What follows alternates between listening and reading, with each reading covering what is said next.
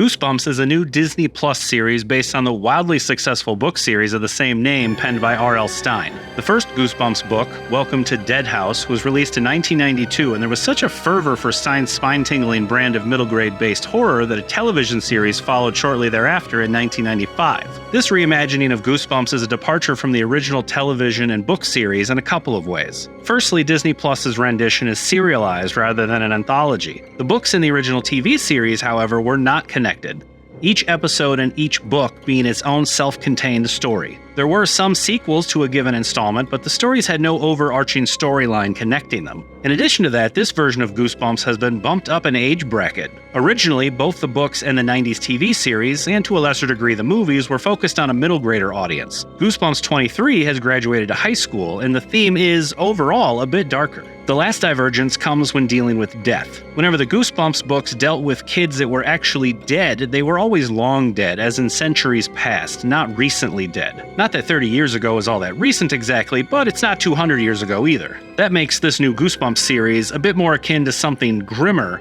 closer but not quite Fear Street, which does kind of freshen things up for those of us that grew up watching the OG Goosebumps. Thus far, I've only watched the first episode just to get the flavor of what this updated Goosebumps is all about, and so I wanted to give my first impressions, and we'll follow up with an overall review once I've finished watching the first season. This first episode sets up the backstory while also delivering an updated version of the classic Goosebumps story, Say Cheese and Die. Though everything in general has been modernized, I did think it was cool that they stuck with an old-school instant camera. Our story starts in 1993 with a solitary Harold Biddle coming home and immediately being greeted by what must be the cuckoo clock of doom before heading down to his basement sanctuary. There we are teased with several more pieces of classic Goosebumps paraphernalia like the camera from Say Cheese and Die, which is fitting, a terrarium full of worms from Go Eat Worms, and the mask from The Haunted Mask, just to highlight a few. Harold sets to scribbling in an old journal, and it's not long before he's consumed in a mysterious and ominous fire, after which the Biddle house sits empty for the next 30 years until new-in-town teacher Mr. Bratt,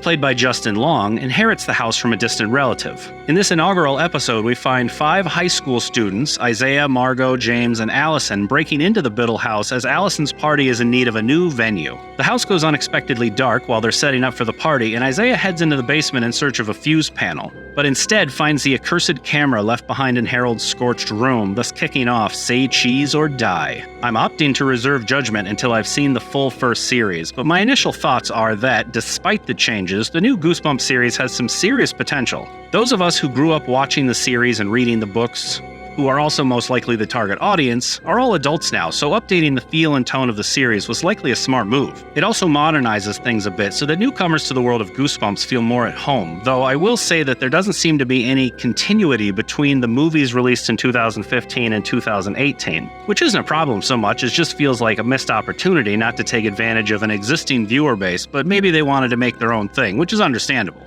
I know they're setting up the story and characters, but I did feel like there was more interpersonal drama going on than I really cared for right out of the gate, but that should balance itself out as the series progresses. There may also be an acclimation period for myself as I shift from what I remember from old episodes of Goosebumps and the old books and adjust to this new version. With an anthology, it's hard to flesh out new characters in every installment and give them any real depth. The upside to that is while the characters can come across as a bit two-dimensional, you can pour most of your creative energies into the horror side of things. This was really more of an issue though with the 90s TV show, as it's hard to cram much into 21 minutes. With it being serialized and with longer episodes, we should see more character development and growth. I just hope that going forward, the horror aspect of the story takes center stage rather than playing second fiddle to character development. I realize it can be a tough balancing act, but at the end of the day, Goosebumps is fundamentally a horror story and not a drama, so the primary focus, I would think, should be on the horror, but we'll see how things go. I enjoyed the first episode, though I couldn't say I'm fully invested, but that will likely change as I watch. I will say that I really enjoyed Justin Long's character, but I've liked him in just about everything I've seen him in, especially Jeepers Creepers. And it's because of Jeepers Creepers that we know Justin Long has the acting chops to pull off a great performance in a horror setting, so I'm really looking forward to seeing how that progresses more than anything else. Another aspect that resonated particularly well with me was the setting of Port Lawrence. I didn't catch what state Port Lawrence was supposed to be set in exactly, but it looks like the Pacific Northwest, and having spent most of my formative years in Oak Harbor, Washington, it definitely strikes a favorable chord with me.